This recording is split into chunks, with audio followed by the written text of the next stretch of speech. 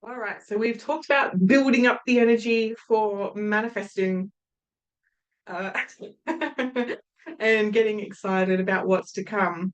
But before we go too much further on that journey together, I've got to put the brakes on and talk about the mistakes with manifesting. All right, so let's get the slides up. The mistakes with manifesting.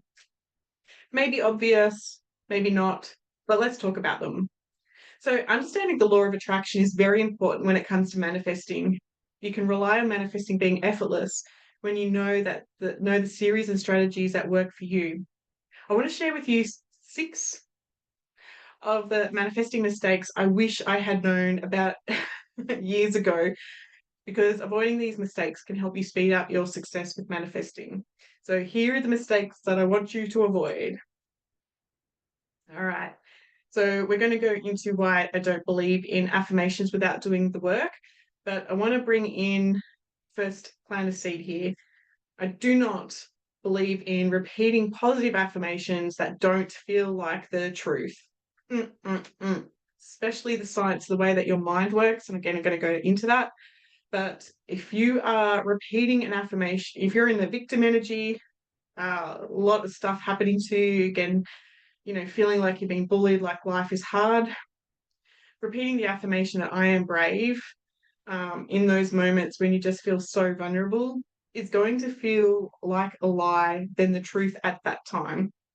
So lying to myself is only going to restrict my energy. It's almost like gaslighting yourself, and it drove me crazy anyway. So this is why, if you've heard of Marissa Peer, her affirmation of "I am enough" has been so successful, because the "I am enoughness" can go into all areas of your life, and it's just that sense of like breathe, relief, no pressure. I am enough. I am enough. And so repeating affirmations that don't feel like the truth, if you're reaching way too high beyond what's possible in that moment, is going to be lying to yourself. So uh, again, you may just be on a roller coaster or getting ready to ride a roller coaster. You're like, I could do this. That's the truth. Yep, you can do this. Like, I feel great about this. That may be a lie if you're scared about it. So semantics, but your unconscious mind will take notice of the difference. Manifesting for other people. So, if a close friend were going through tough times, I tried to manifest money to gift it to them, to help them out of their stress. And while I could send them good energy, I soon realized that I could not interfere with their free will. So, manifesting money for people out of their stress would actually keep them in that victim mode and take away their opportunity to have self reflection and work through what got them in the stress to begin with. So, this is a little bit like that saying, teach a person to fish and then they will forever have that abundance. So, doing the inner work is a journey, that self development, and people will be rewarded for that work that they're doing, to understand how they got themselves in that predicament.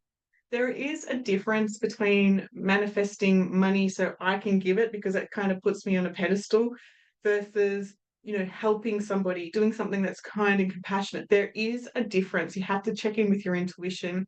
Because I recognized a long, long time ago, I thought, like, if I could manifest a lot of money, I could save a family member from the troubles that they were going through, and it wasn't working. Would have been far better to help them, coach them, to get them to recognize the steps that they can take to manifest for themselves. So when I started to teach other people about how to manifest, this has such a bigger ripple effect than me manifesting money and giving it away. But fully understand that depending on the spectrum, if you're a very, very wealthy person, maybe that's what you want to do. But just check in with your intentions. Okay, sharing my big goals with non-supportive people significantly delayed my manifesting. People who are not familiar with law of attraction and the power of manifesting are very, very quick to point out how hard it is to have what you want. And that typically comes from their own experiences, their own journey. And so this doubt from other people really ruined the magic for me and caused me to go into doubt. you notice within my business, I very rarely actually ask for feedback unless I trust that client. So this is much the same. It's like trusting who you value, whose opinion that you value, I should say, because so many times people are quick to have that tall poppy syndrome and cut people down if they're striving for something more. Jealousy can kick in and guilt their person. It's not the best. So I do consider my manifestations a little bit like being, it sounds a bit weird, but being pregnant with my ideas. They're precious to me, and I'll only share that with people who will also treasure that manifestation. It's I know it's a little bit of a weird one, but my dreams are really, really important. They give me a sense of purpose. They give me the energy. They give me the sense of fulfillment.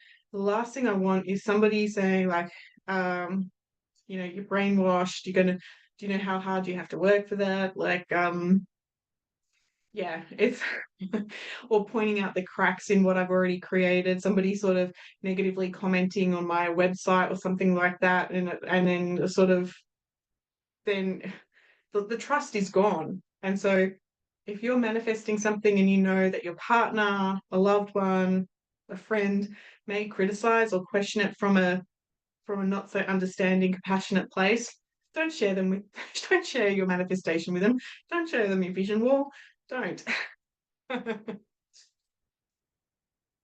Okay. Big one, big manifesting mistake. I still get caught in this one a little bit, but I know to check in with myself on where this is coming from. So obsessing, where is it? Where is it? Where is it? Where is it? Focusing on something that's not showing up is going to cause more delays. So that whole let's just go with the car thing because it's easy for everybody to understand. Like I've put in my order, where is my car? Where is my car? Where is my car? Where is my car? That delay, you're focused on the delay, you're focused on the void, you were going to expand that out. So the universe is inclusive. If you focus on the void, where is it? That void continues to get bigger. And so, again, you need to check in with yourself. Where is that impatience? Where is that neediness? Where is that coming from? Because once your signature frequency for that thing, then it will come in quickly and easily. Okay, now limiting how the manifestation can come in.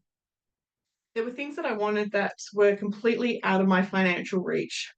I very quickly learned that if I have the desire for a reason, if I have the desire for something, I should say, there is a way that it can come in. Now, it doesn't mean that I have to actually pay for it with cash. The universe will be creative with ways that it can deliver it to you. So, my job is actually to get out of the way of the how and not interfere and getting anxious about the how. My job was to know that I needed to take inspired action when opportunities started to show themselves. So, this can mean things like, wanting I don't know, wanting to go to the shopping centre again for those particular shoes and then they were on sale and it just happens to be the amount of money that you've got in your account, or somebody gifts you those things, or somebody's throwing it out and you see it and it's like, actually, can I have that? The universe will play with you in bringing in the item that you want. So I've heard some amazing stories about manifestation on people winning cars, winning holidays, winning houses. Get out of the way of the how and just know what it is that you want.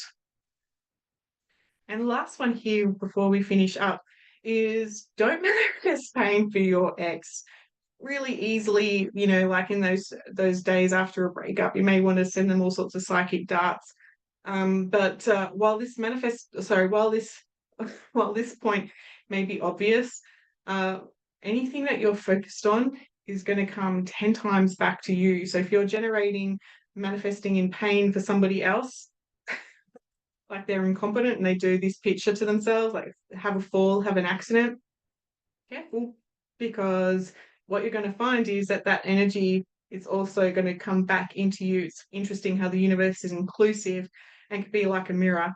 So if you find your ex actually energetically kind of tugging on your energy, it's time to cut cords with them, to raise your frequency, to to basically raise your standards so they can't see you. With cutting cords, gosh, if you do that properly, really, really powerful.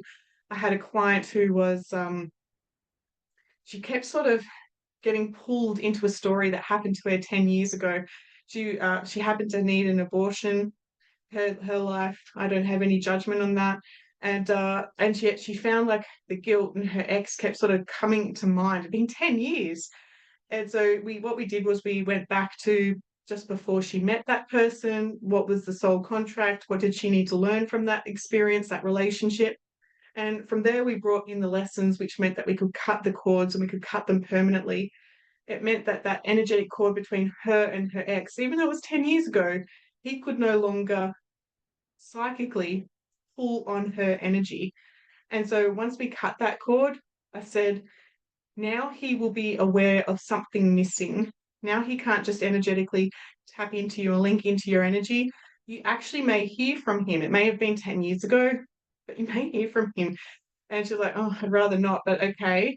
And I said, no, no, no. If you actually hear from this is validation from the universe that you have actually raised your standards, and he can't tug on your energy anymore. He can't take from you. He can't deplete you. He can't sort of send those pulses to you while, like, to get you to think about him. Like, energetically, all of that stops.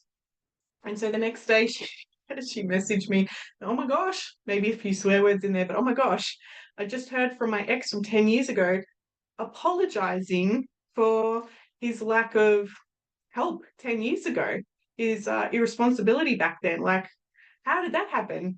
And I was like, yeah, because we're all connected to one another. And so that cord, that attachment, he noticed that void. He couldn't, something was missing for him in his energy field, and she wasn't there to soothe it. And so knowing that he apologized, I said to her, this is a new boundary in place. You now have the upper hand to basically dictate how you want the energy to be around you and yourself, to again to raise your standards, so that instead of being tugged down to his level, that you can now attract in relationships that are more within that higher realm, that different frequency. So, gone off track. I had no intention of talking about this till the very end. But coming back to this original point, don't manifest pain for your ex. You're wishing him to be in a car accident? Careful, because it may come back tenfold to you. Sending them love and light, and go and be free. Thank so much appreciation that you were no longer, you were free and out of my life. Different focus. All right, guys, I will leave that with you, and I will talk to you later.